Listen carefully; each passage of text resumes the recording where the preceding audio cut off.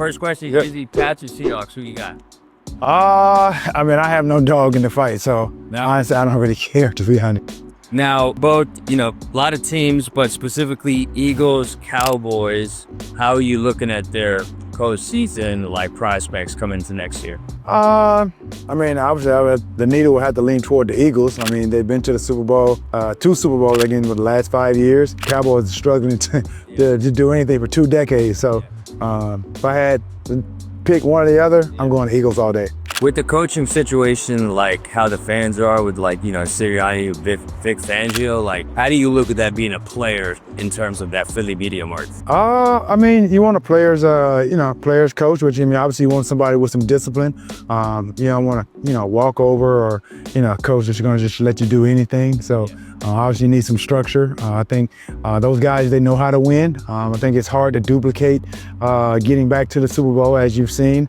But again, as it relates to the Eagles, they've had new coordinators, kind of like, I know Jalen has had a new coordinator pretty much damn near every year he's been a quarterback. So that has really kind of factored into the lack of success that they had this year because they didn't have the same coordinator. And I didn't even know that until just, talking to some fans that live in, for some friends of mine that live in Philly that are fanatics. And so that's honestly the reason why they weren't as successful. Because you look at the passing game, it wasn't as successful. Everybody wants to put a lot of onus and responsibility on A.J. Brown and just the passing game itself. But look at Saquon Barkley. He didn't have nearly the production that he had the year before. And all of that is due to, your offensive coordinators, just new schemes, new everything. Yep. Pick one receiver who reminds you of you at your prime. I mean, closely, it would probably be Julio Jones. Obviously you think about DK Metcalf and A.J. Brown. Obviously they fit the mold, big receivers.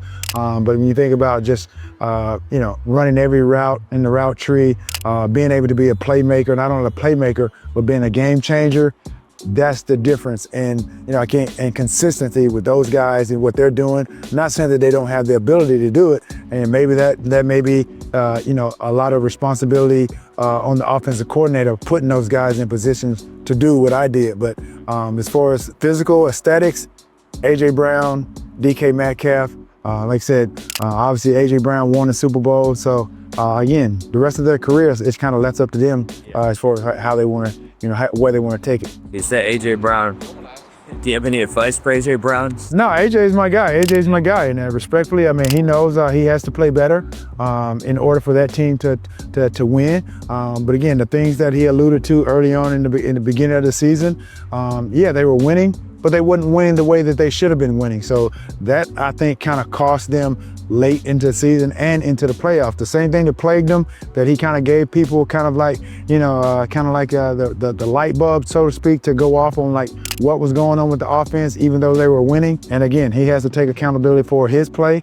But the way that things kind of shape up when you talk about being efficient on the offense, having dynamic receivers like him and Devontae Smith, but overall, I think the offensive coordinator and how they scheme and put guys in position to succeed, that's what kind of put them in a position of not succeeding like they should have and duplicating last year's success.